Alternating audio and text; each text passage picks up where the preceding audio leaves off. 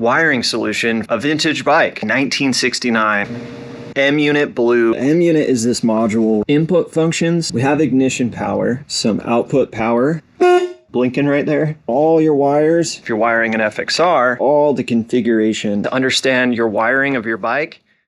What's up, CROOKS Moto crew? Welcome back to the channel. Today we are over at RJ's Custom Cycles here in Caldwell, Idaho, and got a quick little video for you that is featuring some really cool wiring solution for really any carbureted Harley-Davidson. So let's get into it, show you guys what this M unit is on a 1969 XLH Sportster.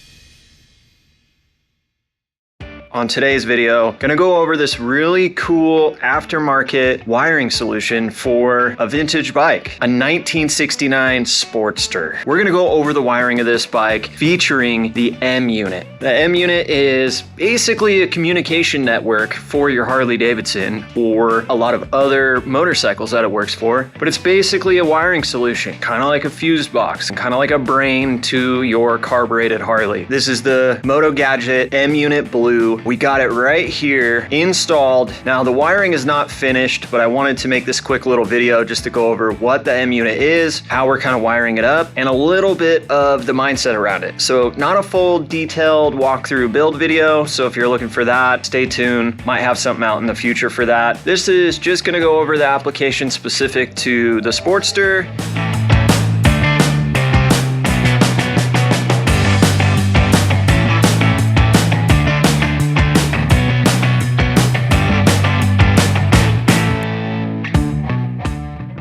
All right, welcome back. So let's go over this 1969 Sportster. So the M unit is this module right here. So pretty cool technology here. Basically, you got some grounding points. The back of this module is basically your source of your main ground. I'm gonna go over specifically just this application. So you got two grounds here to the battery. One's going to the frame and one's going directly to the M unit. Basically uses these input functions to then send power through these output functions. And basically what it's doing is it's using a ground from an input like a switch. These inputs are basically communicating over ground. It's a low current ground signal. And then from there, the M unit detects, oh, a button's been clicked. It sends output power, 12 volt power, to whatever the device is. So got some grounds here and some grounds here. So these are your two main grounding points. And then you have a battery point. So I got power running to our ignition and power running to the positive lead on the battery. Now we got this where the actual voltage regulator on an XL Sportster from this year would have been. So we're ditching that, going with a modern one. However, we were able to kind of retrofit the whole cover and plate here to be able to actually mount the M unit. So the M unit's grounded to this bracket here. We have grounded the bracket over to the actual primary, and then we also have an additional ground as well to the frame. And we even have a little circuit breaker mounted right back here as well. So pretty rad. This is not finished by any means. These are all just kind of rough cut.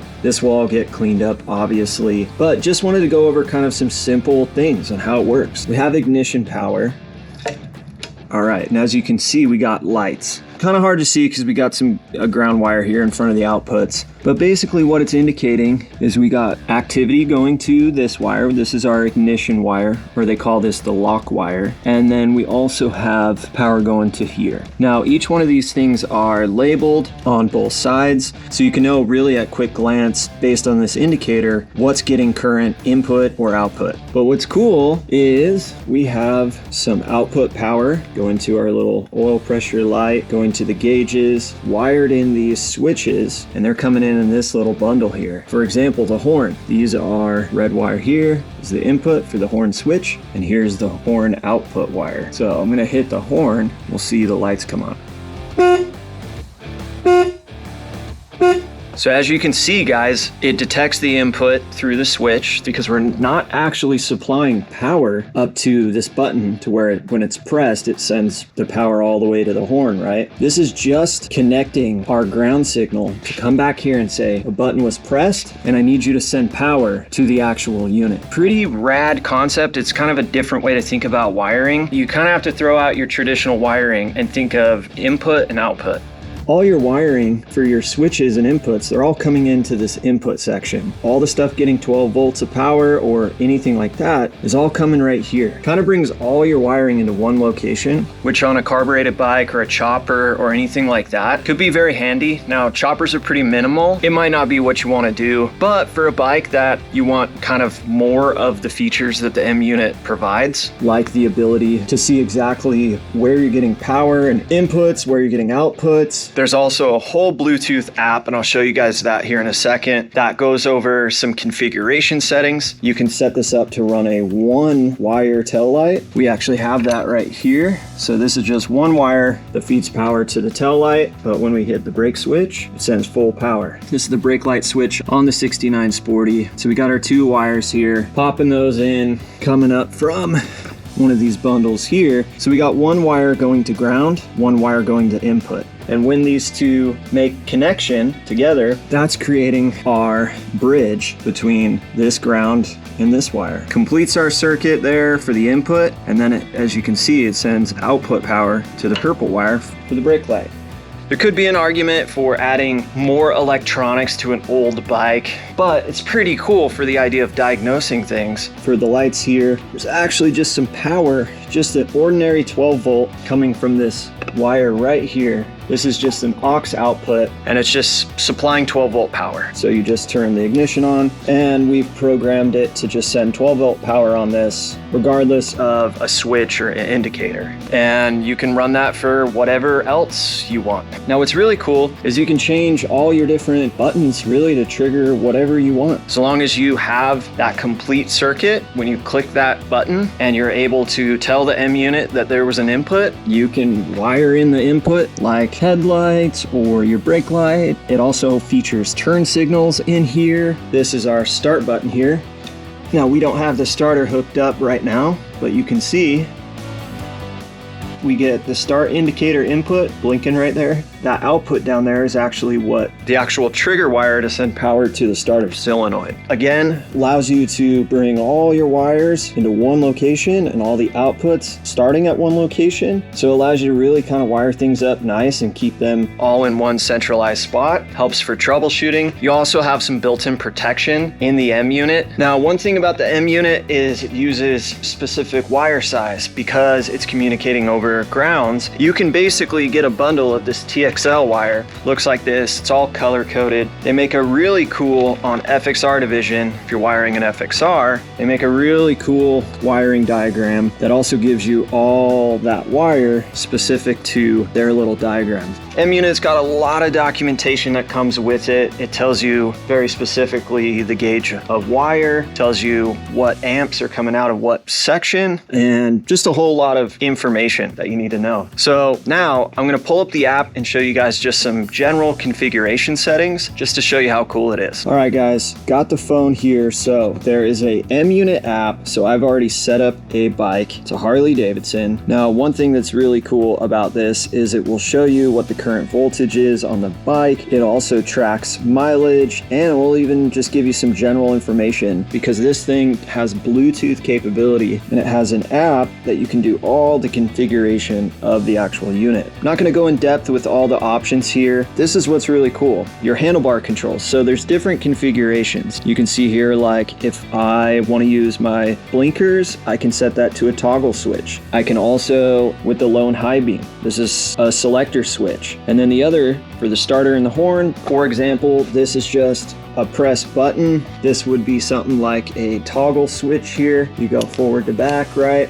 So that's pretty sick. You can change depending on what your options are. If you wire in a custom button or some sort of toggle switch for something. Next thing, tail light. So it's got a setting in here for the single wire tail light bulb. Now we have a halogen bulb. We chose that option, but you got standard, you got one wire LED and a one wire tail light bar. Blinkers. Now the blinker option is you have the ability to tell if we had turn signals on this bike, you could set the setting to auto turn off your blinkers. So that solves a lot of problems for installing custom aftermarket blinkers. And then output aux, it's got two just 12-volt outputs that you can tell it exactly when to turn it on. So activate after start, a button, a switch, or the tail light. We just needed 12-volt power, illuminating our lights here for the gauges and getting some power to the oil pressure light before it turns off. The M-Unit Blue is a rad wiring solution for Harleys. I've had a lot of fun understanding how to use this.